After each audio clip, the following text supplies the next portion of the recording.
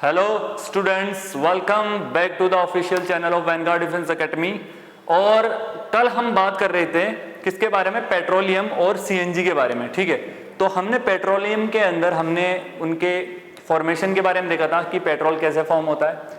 Petroleum के formation के बाद में उसका हमने फ्रैक्शनल डिस्टिलेशन किया था, और उस फ्रैक्शनल डिस्टिलेशन के अंदर हमने देखा था कि हमें कुछ बाई प्रोडक्ट्स मिल रहे थे। किसके? पेट्रोलियम के। ठीक है, तो आज उन बाई प्रोडक्ट्स के यूजेस के बारे में हम पढ़ेंगे, जो कल मैंने क्लास में बताया था लास्ट में कि हम क्या करेंगे। आज उनके बाई प्रोडक्ट्स के यूजेस के बारे में हम देखेंगे, और सीएनजी के बारे में भी पढ़ेंगे कि सीएनजी क्या है। ठीक है, वो ये आई कहां से?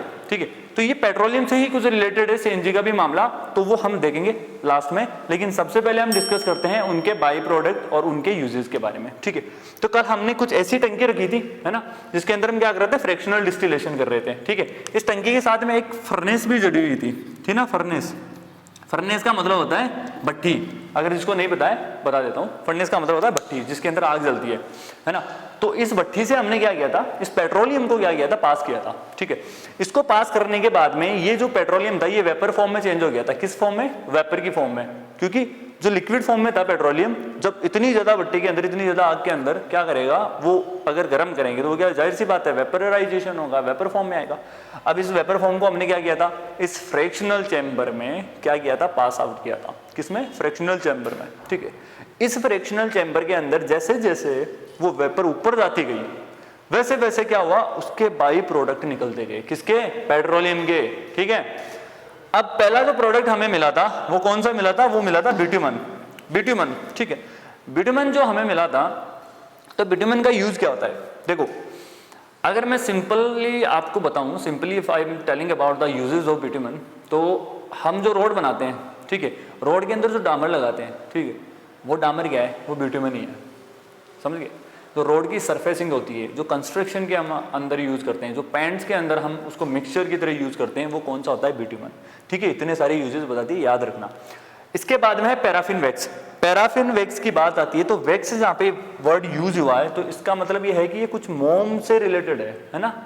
जो मोमबत्ती जो बनती है वो मोम से बनती है ना, कुछ वैसा ही है। ठीक है, तो मैं आपको हैरान करने वाली चीज बताऊंगा कि जो पैराफिन वैक्स है, पैराफिन वैक्स से रिलेटेड कुछ हैरान करने वाली चीज ये है कि जो पैराफिन वैक्स को हम यूज लेते हैं, वो लेते हैं सबसे ज्यादा कॉस्मेटिक प्रोडक्ट में। ठीक है, तो ये जो टीवी वगैरह के अंदर जो आपको ऐड दिखाए जाते हैं कि ये चीज इस्तेमाल कीजिए, वो चीज लगाइए, आपकी फेयरनेस हो जाएगी, ये इन चीजों में मत पड़िया करो। ठीक है ना। जो चीज खाओगे ना वो चीज रिफ्लेक्ट होगी, है ना, बाहर से लगाने से कुछ नहीं होगा। So be natural, don't rely on such artificial product. तो ये जो पैराफिन वैक्स है ना, वो कॉस्मेटिक प्रोडक्ट्स बनते हैं इससे। ठीक है, कॉस्मेटिक इंडस्ट्रीज पैराफिन वैक्स का यूज लेती है, और पैराफिन वैक्स क्या है? पेट्रोलियम प्रोडक्ट है। क्या है? पेट्रोलियम प्रोडक्ट, हाइड्रोकार्बन है इनके अंदर। ठीक है, तो जितनी भी ये क्रीम वगैरह होती है, जितनी भी ये वैसलीन वगैरह जो भी है, ये सारे के सारे किससे बनते हैं? पैराफिन वैक्स से बनते हैं। ठीक है, इनके अंदर कोई एक्सट्रैक्ट वगैरह नहीं होता है, नीम का एक्सट्रैक्ट है, उसके अंदर हल्दी है, वो है, चंदन है, ऐसा कुछ ही नहीं है, ऑल आर केमिकल्स। ठीक है, अब इसके बाद में हम देखते हैं पैराफिन वैक्स के बाद में हम देख रहे हैं केरोसिन। केरोसिन के बारे में सबने सुना होगा। केरोसिन का इतना यूज नहीं होता अभी, लेकिन केरोसिन का यूज पहले बहुत होता था। पहले क्या होता था? हमारे गाँवों के अंदर चिमनी जला जला के लोग बहुत पढ़ते थे, और ये बोलते भी हैं। ठीक है, तो आज हमसे कई बुजुर्ग हैं, अपने परिवार में होंगे, तो वो बोलते होंगे कि बेटा हमारे ज़माने में तो हम चिमनी के अंदर पढ़ते थे। ठीक है, आज तो तुम्हारे पास सब कुछ सुविधा है, फिर भी तुम नहीं पढ़ते। ठीक है, फ़ोन लेके बैठ जाते हैं, है ना। क्यों? क्योंकि सुविधा ज़्यादा होगी ना अपने पास। We are having a more advantage of the technology, that's why we are just relaxing ourselves, we are not focusing on the studies. ठीक है, लेकिन वो भी बात सही है, जब ज़्यादा सुविधा होती है तो इंसान ज़्यादा चीज़ों में गिरा हुआ रहता है, इसलिए बी लिमिटेड। तो केरोसिन का यूज लेते थे पहले लैंप जलाने में। ठीक है, जो लैंप जलाते थे ना घर के अंदर, जब लाइट जली जाती है, इलेक्ट्रिसिटी, पहले लाइट होती नहीं थी, सॉरी लाइट होती नहीं थी उस टाइम पे, जब वो क्या करते थे? रात में उजाला करने के लिए क्या करते थे? चिमनी जलाया करते थे, लालटेन जलाया करते थे, जिसको लैटर्न बोलते हैं। ठीक है, लैटर्न। ठीक है, तो वो लालटेन के अंदर जो फ्यूल यूज लिया जाता था वो कौन सा होता है? केरोसिन था। ठीक, केरोसिन का एक और जबरदस्त यूज था, वो था इंसेक्टिसाइड। इंसेक्टिसाइड, ये तो अब बोलोगे सर ये तो आपने तगड़ा ही चीज़ बताया, इंसेक्टिसाइड, केरोसिन, फ्यूल, ये कैसे हो सकता है? ये हो सकता है, देखो कभी आपको जानना हो तो केरोसिन अगर आपके पास हो तो कोई भी इंसेक्ट हो उसके पास में आप थोड़ा सा केरोसिन लेके जाओगे ना तो वो इंसेक्ट तुरंत मर जाएगा। तो ये बहुत ज़बरदस्त इंसेक्टिसाइड है, ठीक है, याद रखना।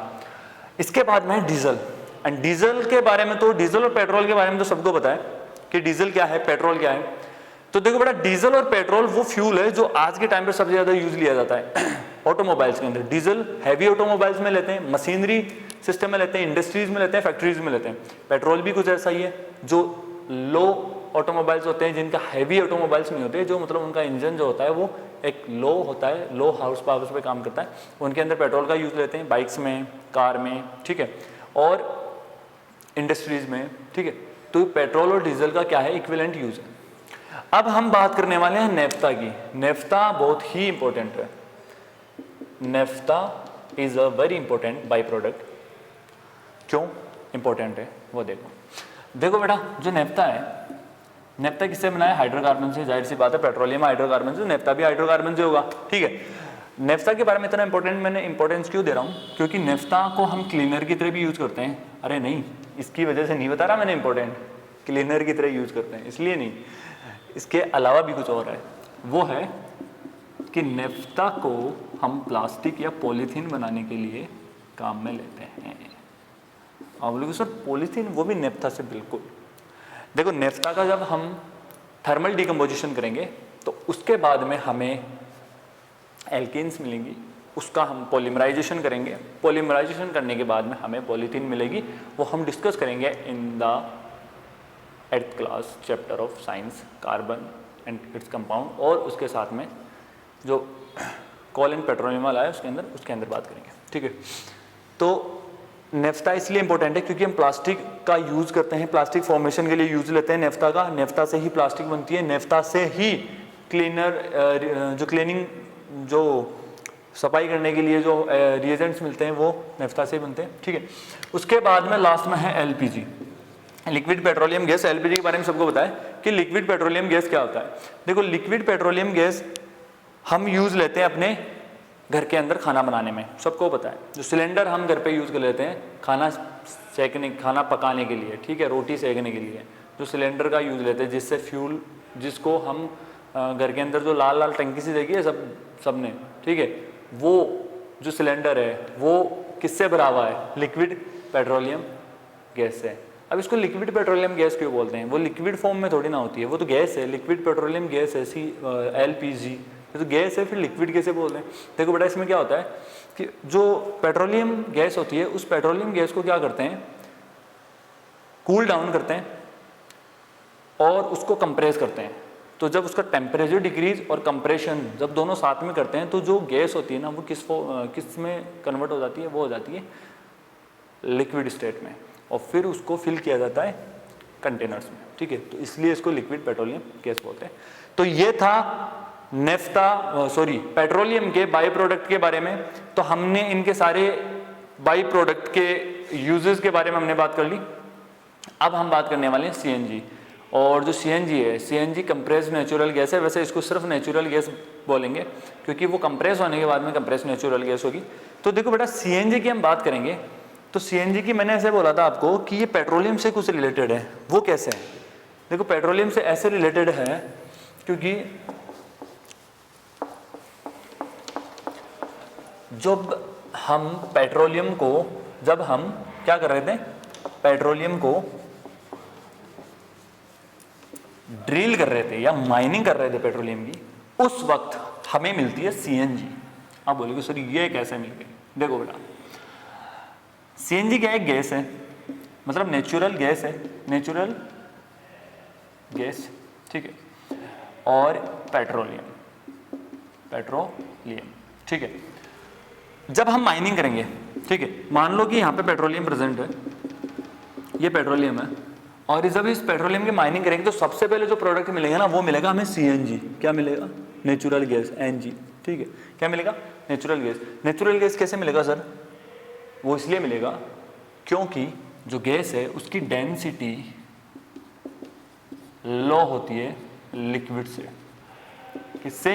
लिक्विड से। डेंसिटी क्या होती है, लो होती है लिक्विड से, इसलिए नेचुरल गैस की डेंसिटी कम होती है, इस वजह से नेचुरल गैस रहेगी ऊपर की तरफ और नीचे रहेगा पेट्रोलियम। तो सबसे पहले जब पेट्रोलियम को हम ड्रिल और माइनिंग करते हैं ना, तब सबसे पहले हमें मिलती है नेचुरल गैस और फिर उसके बाद में मिलता है हमें पेट्रोलियम। और वो नेचुरल गैस यहीं से क्या होगी, फॉर्मेशन होगा जब जो एनिमल का डिकम्पोजिशन होता है, जो एक्वेटिक एनिमल्स का डिकम्पोजिशन होता है, उसी से पेट्रोलियम फॉर्म होता है, उसी से ही सीएनजी फॉर्म होती है। दोनों प्रोडक्ट एक साथ मिलते हैं, पहले मिलेगा सीएनजी, फिर उसके बाद में मिलेगा क्या, पेट्रोलियम। ठीक है, तो आज हमने सीएनजी, पेट्रोलियम, इनके बारे में बात कर ली। अब अगली क्लास में हम disadvantage of non renewable resources और उनके एडवांटेज की बात करेंगे। आज के लिए इतना ही। I hope you all are fine and keep fine and be healthy. Thank you so much. जय हिंद, जय भारत।